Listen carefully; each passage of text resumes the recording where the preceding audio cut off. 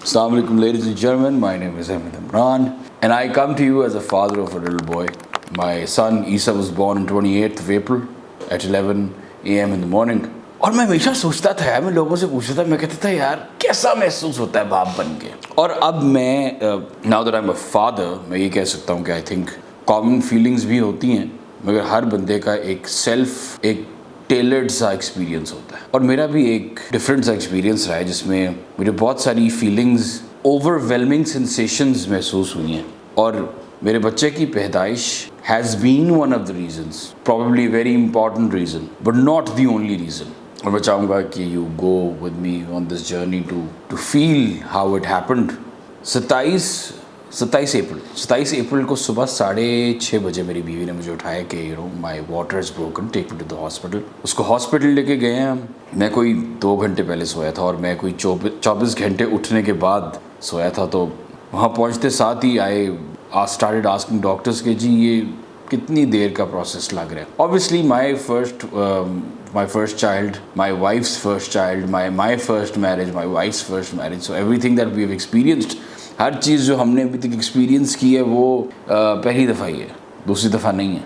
तो क्या एक्सपेक्ट करना है, क्या के हिट करेगा, उसके बारे में कुछ पता नहीं है। खैर डॉक्टर्स ने भी एक्सप्लेन कर लिया कि ये एक लंबा प्रोसेस होता है, ये स्पेशली हमारे लिए, क्योंकि हम एक नेचुरल प्रोसेस के थ्रू जाना चाह रहे थे। We didn't want a caesarean. Labour room में साथ ही सोफ़ा था, तो I slept on the sofa.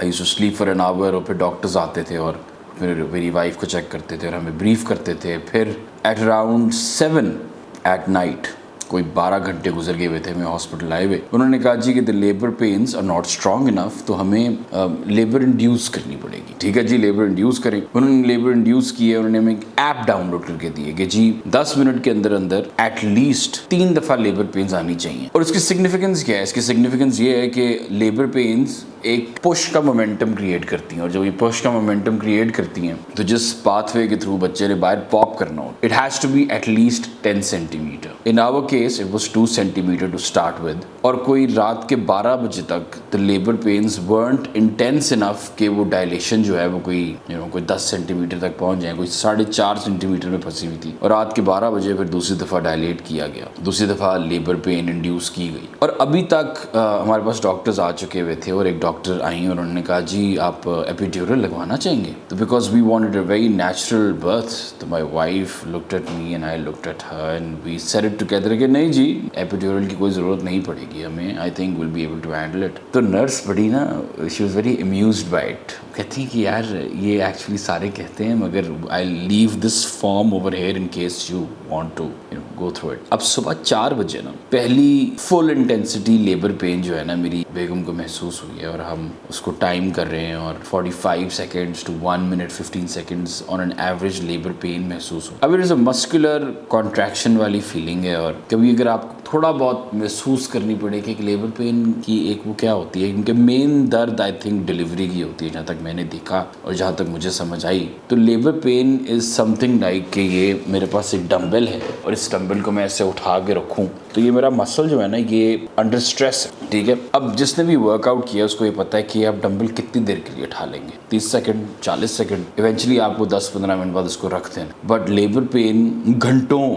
चलती रहती है, तो बाय द टाइम आधा पौना घंटा गुजरता है, आप इतने एग्जॉस्ट हो जाते हैं कि कई दफ़ा आप बेहोशी की हालत की तरफ भी जाना शुरू कर देते हैं। अब 2-3 घंटे लेबर पेन महसूस करने के बाद my wife started passing out, और उसने मुझे कहा कि जी she would be needing epidural. Epidural वालों को बुलाया, और it was a team of 3 people, एक नर्स, एक फीमेल डॉक्टर और एक मेल डॉक्टर। उन्होंने हमें गाइड किया, उन्होंने कहा जी that my wife is going to be sitting down on the bed, she is going to arch her back, और कमर में फिर they going to find a spot जहां इसका इंजेक्शन लगता है, और उस इंजेक्शन के अंदर वायर्स होती हैं। तो बड़ा फैसिनेटिंग सा एक out of the science fiction realm के जी इंसान और साइंस की जहाँ मीटिंग पॉइंट होता है, उस काइंड लाइक दैट। और तारें और पाइपें और बड़ी पतली पतली फाइन किस्म की पाइपें which looked like transparent wires were going inside my wife, और उसके थ्रू बड़ी फैसिनेटिंग कलर्स की चीज़ें अंदर जा रही थी, एंड और इंटरेस्टिंगली बड़ा ठंडा होता है वो। सो माई वाइफ स्टार्टेड शिवरिंग, और क्योंकि मेरी तो जान नहीं रह गई थी, मैं अपनी because every time my wife use to go into labour pain, तो I use to hold her ताकि वो कभी बेड से नीचे ना गिर जाए या फिर वो खुद नीचे ना गिर जाए। तो अबाउट एन आवर लेटर उसको पकड़ के उसको जकड़ के मेरे ये पूरे अपर बॉडी की जो मसल्स है they were completely finished off. That happened.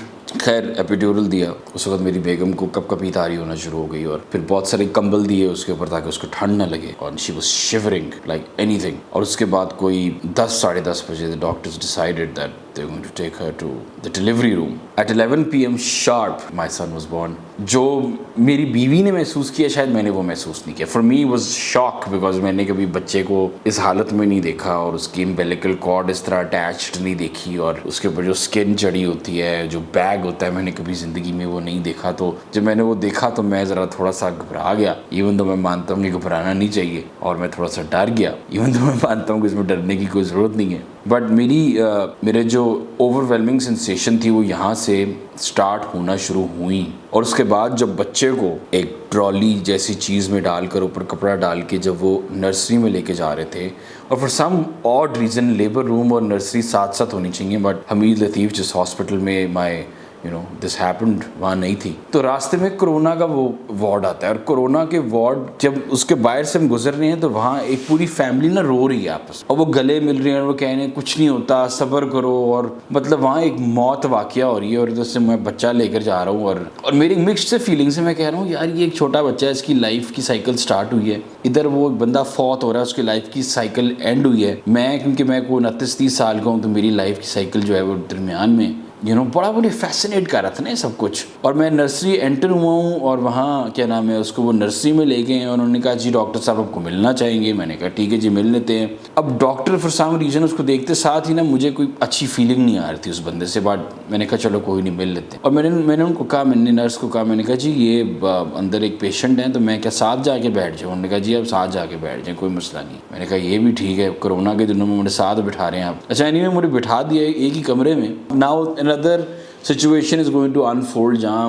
मेरी जो ओवरवेलमिंग सेंसेशन है वो और जाके जो है ना वो इंक्रीज़ हो रही है। वहाँ बात ये हो रही है कि जो वहाँ एक ऑलरेडी एक बंदा बैठा हुआ है वो अपने डॉक्टर को बता रहा है कि जी मेरा बेटे की क्या सिचुएशन है, वो पूछ रहा है उससे, और डॉक्टर उसको बता रहा है कि जी आपका बच्चा 23rd वीक पे पैदा हुआ है, वो 400 ग्राम उसका वज़न है, और 400 ग्राम का बच्चा यूजुअली नहीं बचता। आपके पास 3 ऑप्शन है, ए कुछ भी ना करें, बी उसको 2-3 इंजेक्शंस दे देते हैं, थोड़ी सी ऑक्सीजन लगा देते हैं, तीसरा ये है कि जी आप उसको वेंटिलेटर पे डाल दें, जो डॉक्टर कह रहा है कि वो सजेस्ट नहीं करेगा। और डॉक्टर साहब ने ये भी कह रहे हैं कि आप प्रिपेयर हो जाएं कि ये बच्चा नहीं बचेगा। तो एक तरफ मैं हूँ जिसका बेटा पैदा हुआ है और दूसरी जगह वही दिन है, वही वक्त है, वही सब कुछ है, मगर उस बंदे के लिए वो खुशी का दिन नहीं है, वो एक इम्तिहान का दिन है। बड़ा हैवी सा दिन है उसके लिए। अब डॉक्टर को भी बंदा क्या दे, अब कोई कुछ दे दे उस बंदा उस डॉक्टर को, बिकॉज वो अभी पेशेंट से बात उस बंदे से बात करे। I keep on calling the patient, he wasn't the patient, he was the father of the patient. तो डॉक्टर उससे बात करके मेरी तरफ देखता है डॉक्टर, और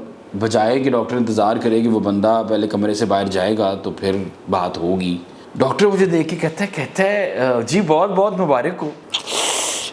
मेरा दिल चाहता कि मैं उसको ना एक चपेट मार दूँ, हल्की सी नहीं, अब चपेट मार देते किसी को, ठा करके हाथ पीछे कर लेते कि यार तू क्या कर रहे, तू पागल तो नहीं है? Are you stupid? Are you congratulating me in front of a person जिसकी औलाद इस दुनिया से जा रही है? आप इतने जाहिल हैं। खैर वो इतना जाहिल था by the way. That was the last time I saw him, well the second last time I saw him, but that was it. अगले दिन मुझे वो बंदा फिर से मिला जिसका बेटा जो था वो he was not going to make it and he didn't make it, he passed away. फिर जब मेरे दोस्तों के फ़ोन आना शुरू हुए कि मुबारक हो, कैसा फील कर रहे हो, तो I was unable to explain कि मैं कैसा फील कर रहा हूँ, because of all these events occurring together in the same space and time. But I can tell you that मैं बहुत humble फील कर रहा हूँ, क्योंकि दुनिया में जो भी होता है, जैसे भी होता है, वो it's not dependent on you, it is dependent on God, and I saw it that day.